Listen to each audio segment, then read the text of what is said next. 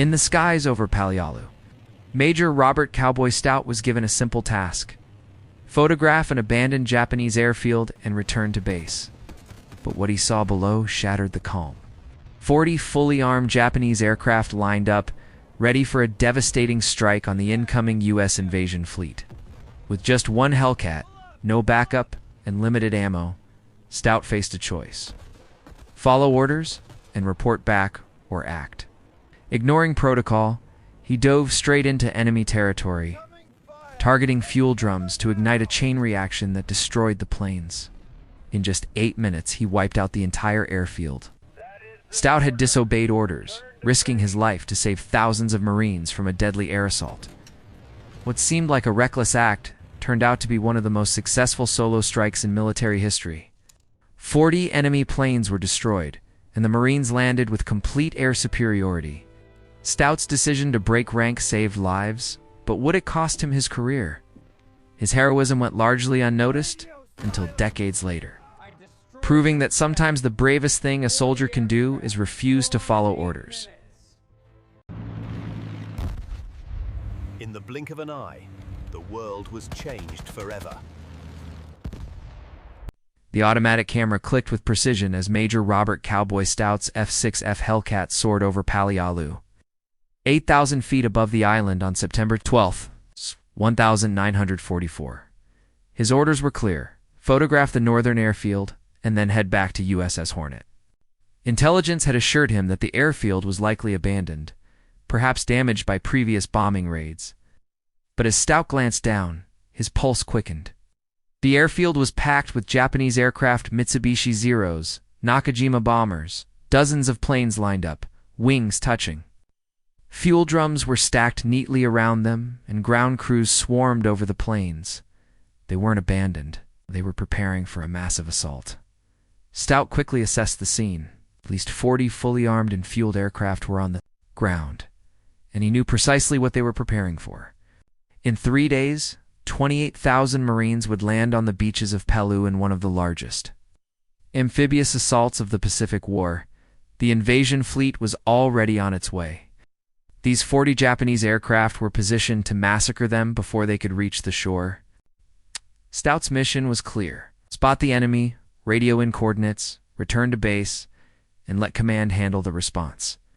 A reconnaissance pilot's job was to observe, report, and not engage, especially not alone against an entire airfield bristling with anti-aircraft guns. But Stout knew how military bureaucracy worked.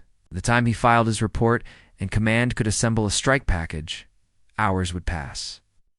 The Japanese would scatter their planes, hide them in shelters, or worse, launch them against the fleet. The Marines landing on those beaches didn't have time for that. They needed those planes destroyed now, not tomorrow. Stout circled higher, analyzing the field below. The Japanese had made a critical mistake. They packed their planes too closely together, surrounded by exposed fuel drums. One good hit could ignite a chain reaction that would destroy the entire airfield. He checked his ammunition: 650 caliber Browning machine guns with 2,400 rounds in total. Roughly 12 seconds of continuous fire. Not enough to destroy all 40 aircraft, but enough to start a massive chain reaction. Before we continue, I'd love to know where you're watching from and what you know about the Battle of Palau. Drop a comment below and let me know if you've heard of Cowboy Stout's daring attack. Robert Stout wasn't a reckless pilot. 28 years old, he'd already flown 63 combat missions, survived dogfights with Zeros, attacked fortified positions under intense fire, landed on carriers during storms that grounded other pilots. He knew the difference between courage and recklessness. The decision he was about to make, however, balanced carefully on the line between the two. If he attacked, every anti-aircraft gun on Palialu would lock onto him. He would be alone, with no wingman to suppress enemy fire or cover his retreat. His Hellcat could take some hits, but one lucky shot to the engine or cockpit would send him plummeting into the jungle with no hope of rescue. If he didn't attack, those 40 aircraft would launch in waves against the invasion fleet. Pilots would strafe the landing craft, bomb the transport ships, and transform the beaches into killing zones. The Marines would die by the hundreds before they even reached the shore. Stout had seen the devastation when Marines landed under air attack. He had flown close air support at Tarawa, where Japanese aircraft wreaked havoc on the first waves of landings. He had watched helplessly as bombers targeted landing craft packed with troops who had nowhere to run. The decision took less than 30 seconds. Stout pushed the throttle forward and dove his Hellcat toward the ground. The altimeter unwound as he descended rapidly toward the jungle. His plan was simple: hit the fuel drums first, then escape before the anti-aircraft gunners could track him. At 2,000 feet, he leveled off, pushing the throttle to its limit. The Hellcat roared to nearly 400 miles per hour, the engine howling under full power. Trees streaked by as he skimmed just 50 feet above the jungle floor. The airfield appeared suddenly through a gap in the trees. Japanese. Ground crews looked up in confusion as the Hellcat roared overhead. Some froze in shock, others dove for cover, but none reached their anti-aircraft positions in time. Stout lined up on the northern row of aircraft and squeezed the trigger. All 6 machine guns blazed to life simultaneously, their thunderous roar nearly drowning out the Hellcat's engine. Tracers painted the air, stitching across the thin aluminum skin of a Zero. The fighter shuddered under the impacts, fuel spraying from ruptured tanks. Stout adjusted his aim, targeting a cluster of fuel drums stacked between 2 bombers. The drums exploded under the relentless fire of the .50 caliber rounds, sending aviation fuel spraying in all directions. A massive fireball erupted, engulfing both aircraft in a fiery inferno. The explosion was larger than Stout anticipated. Flames shot 50 feet into the air, and the shockwave rocked his Hellcat as he pulled up sharply. Behind him, the fire spread at an alarming rate. The first burning Zero ignited the aircraft beside it, and the flames quickly leaped from one plane to the next. In moments, half of the northern row was engulfed in a roaring inferno.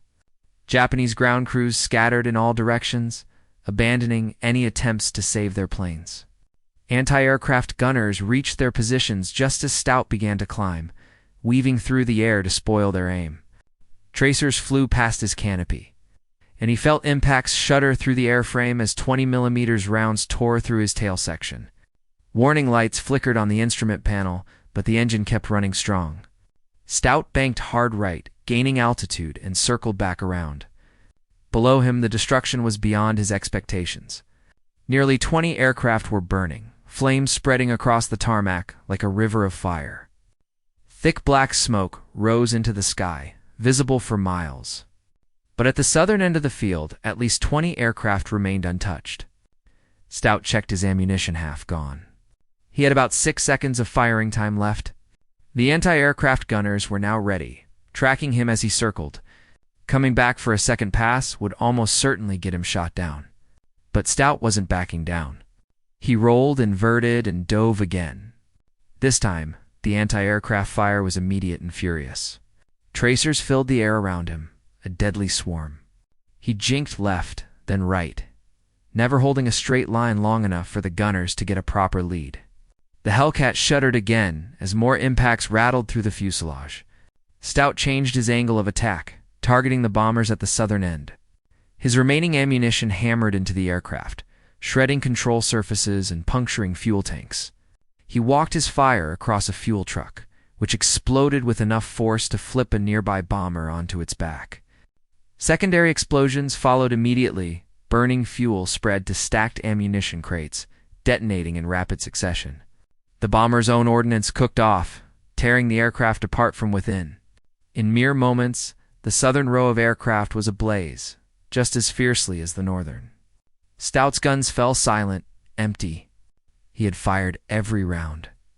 The Hellcat felt sluggish as he pulled up, the damaged control surfaces making the aircraft fight him. More warning lights flashed, and a thin trail of smoke began leaking from somewhere below. But as Stout looked down, the airfield was a complete inferno. Every aircraft, every fuel drum, and every structure was consumed by fire. The smoke billowed into the sky, rising thousands of feet, marking the destruction below like a grim memorial.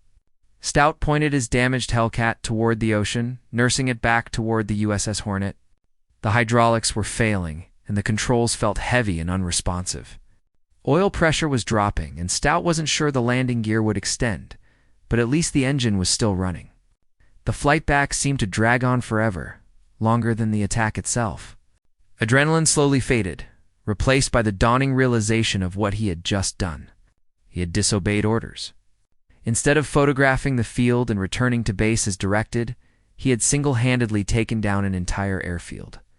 A court-martial was a real possibility. So was a scathing reprimand from every officer between him and the admiral. But the alternative, watching those 40 aircraft massacre the Marines, would have been a fate far worse than any punishment the Navy could hand down. As the USS Hornet appeared on the horizon, Stout could only focus on getting home. Stout radioed the tower, calmly reporting his situation. Aircraft damaged, uncertain about landing gear, requesting priority landing. The carrier responded quickly, turning into the wind and clearing the deck. His landing gear extended, but only partially. One wheel refused to lock. He came in hot, aiming for the second wire, and caught it just in time. The damaged Hellcat slammed onto the deck with such force that it buckled metal beneath it.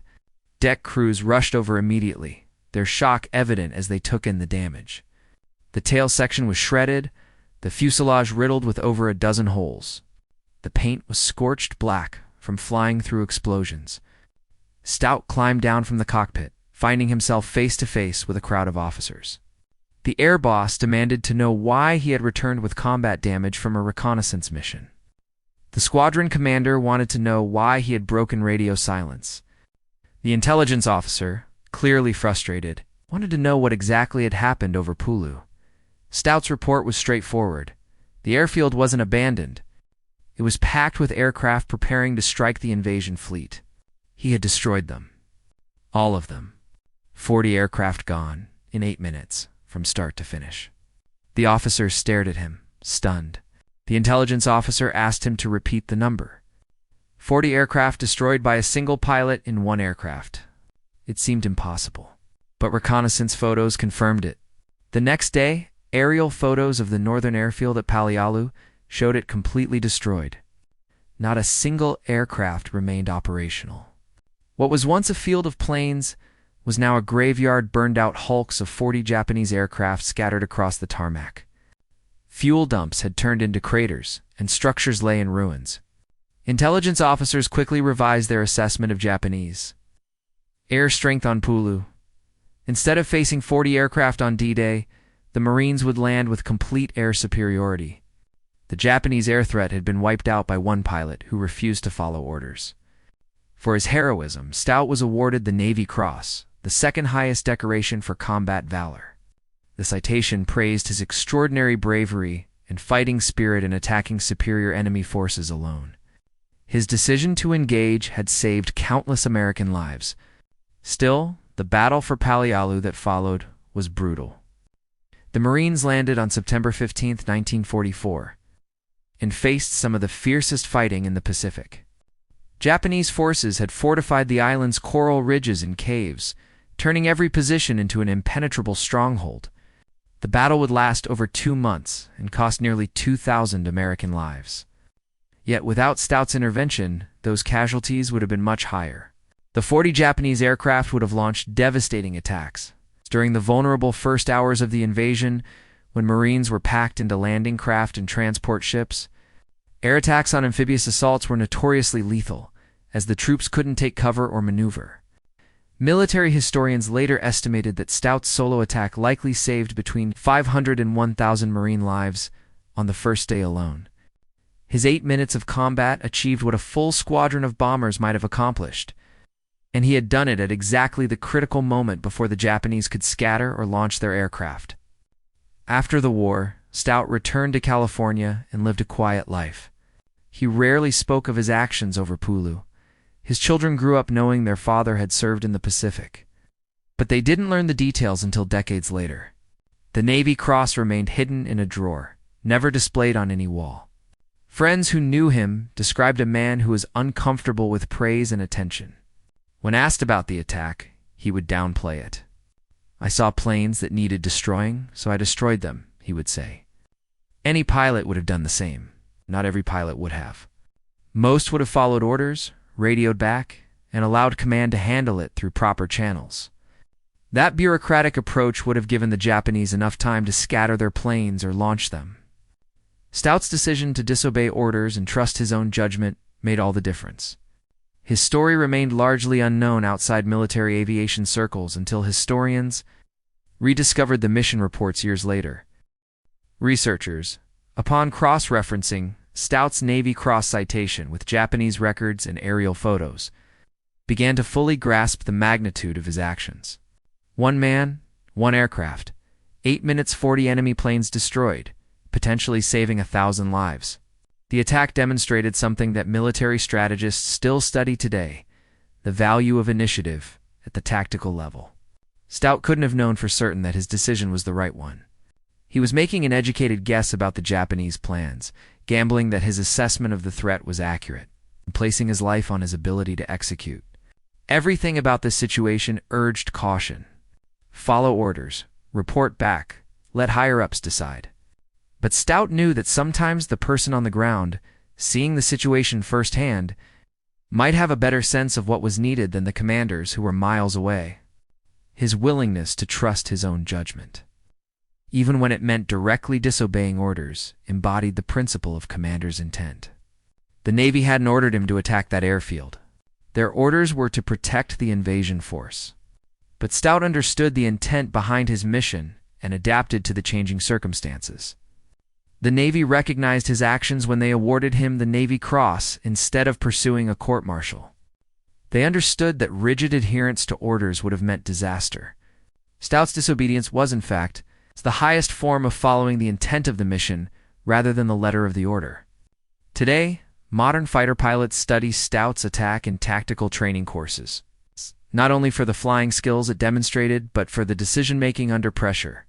The military teaches that sometimes following orders to the letter means missing fleeting opportunities that may never come again. His attack also showcased perfect target prioritization. Stout didn't waste ammunition trying to destroy all 40 aircraft individually. He identified the fuel drums as the critical vulnerability and exploited it. One well-placed bullet accomplished more than 1,000 scattered shots. His approach, coming in from multiple angles and at low speeds to minimize exposure to anti-aircraft fire, displayed tactical sophistication that went beyond just aiming and firing. He analyzed the defenses, planned his attack runs, and executed them despite taking hits. And perhaps most importantly, he knew when to stop. Once his ammunition was spent, he didn't linger, trying to assess damage or search for more targets. The mission was complete. Staying longer would have been unnecessary and too risky. All these decisions were made in seconds, under fire, with no time for careful analysis. Stout's training and experience enabled him to make split-second decisions that proved correct at every turn. Robert Cowboy Stout passed away in 2005 at the age of 89. His family eventually shared his story publicly. Military historians scrambled to preserve the details before they faded away. The mission reports, reconnaissance photos, the Navy Cross citation all confirmed what had once seemed almost too incredible to believe. In the end, Stout's attack over Pulu stands as one of the most successful solo strikes in naval aviation history. No other single pilot destroyed as many enemy aircraft in one mission during World War II. His 8 minutes of combat prevented a devastating air attack on the Palialu invasion. The Marines who landed on those beaches never knew that a Navy pilot had disobeyed orders to save their lives. They fought through brutal combat against Japanese defenders in fortified positions that turned every inch of ground into a battle. But at least they didn't face 40 aircraft strafing them as they tried to make landfall.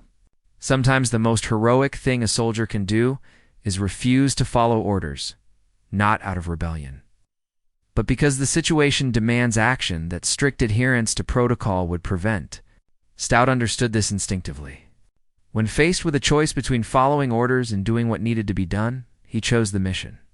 His legacy lives on in every tactical training course that emphasizes initiative over obedience, adaptability over rigidity, and trust in the judgment of those on the ground. The military learned from Stout and others like him that sometimes the best course of action is the one that no one has specifically ordered you to take. The next time you find yourself in a situation where following the rules seems wrong, where procedure clashes with what's clearly necessary. Remember Cowboy Stout circling over that airfield? He knew what needed to be done. He knew the cost if he was wrong. But he did it anyway because the alternative was worse.